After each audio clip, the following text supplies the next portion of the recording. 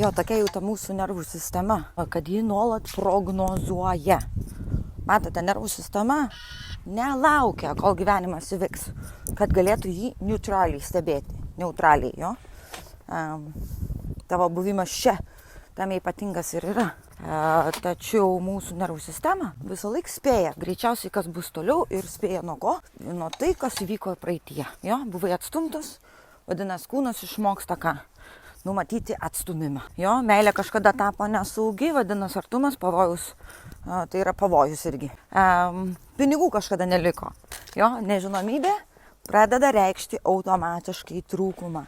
Ir vat nervų sistemas skanuoja rasti kiekvieną va tokį dirgiklį, kad gali būti panašus į praeitį, patirtą patirtį. Aha. Ir va čia vat labai įdomu. Už savo tiesą tu kažkada sumokėjai priklausimo kainą, jo? Tada matomumas irgi pradės reikšti grėsmę. Tai gyvenimas pastoviai primena seną patirtį. Taip, jeigu mes nesąmoningai pasirenkam savo reakcijas, paprasčiausiai vakar visą laiką pereina į rytoj. Jo?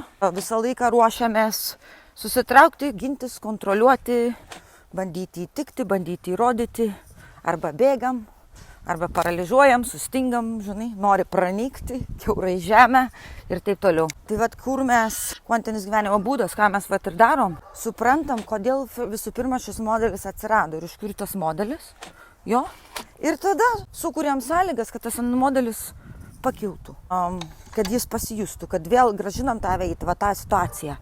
Jo, ir tada seną dirgiklį, kol kūnas laukia senos pabaigos. Jo, šį kartą mes pabaigiam kitaip. Šį kartą tu nebėgi ir neįrodinėji. Jo, tu kalbi, priimi, išlaikai ribą, leidi kitam tavęs nesuprasti, dėl to savęs neišduodi, leidi savo artumą, irgi neprarasdame save.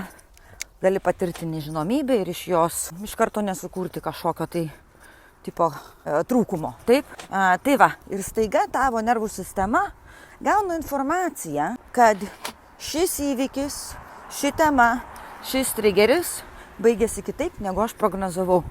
Štai čia ir atsiranda, ką neuromokslas vadina klaida, prognozės klaida.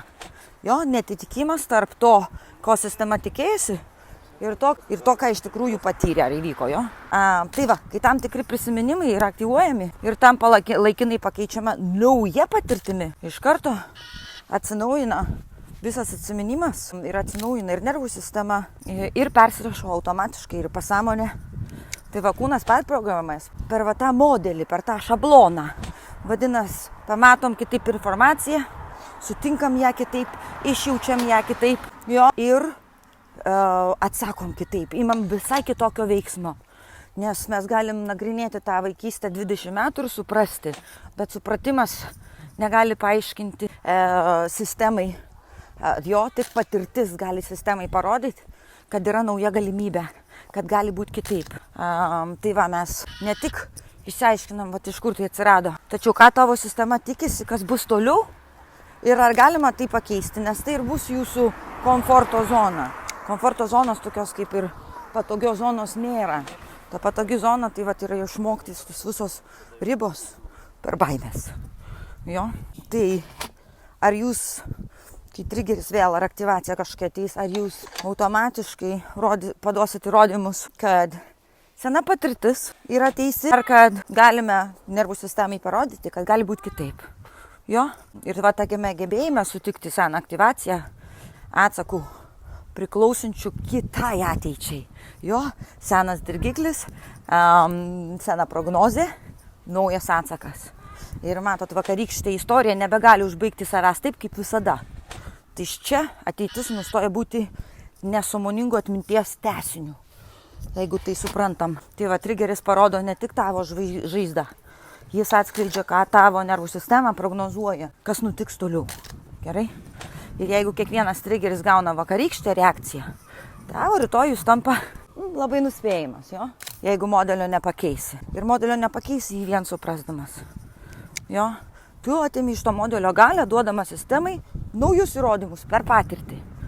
Nu, tai va, tikiuosi šis video pasieks. Am to reikia išgirsti, jo. Praeitis tikisi seno scenarijaus pabaigos, o jūs neduokit. Ir per buvimą, per dabar momentą, Tai vat jeigu anksčiau užsigasdavot kažko, gal gali giliau kvėpti. Tiesiog atsistoti, jo.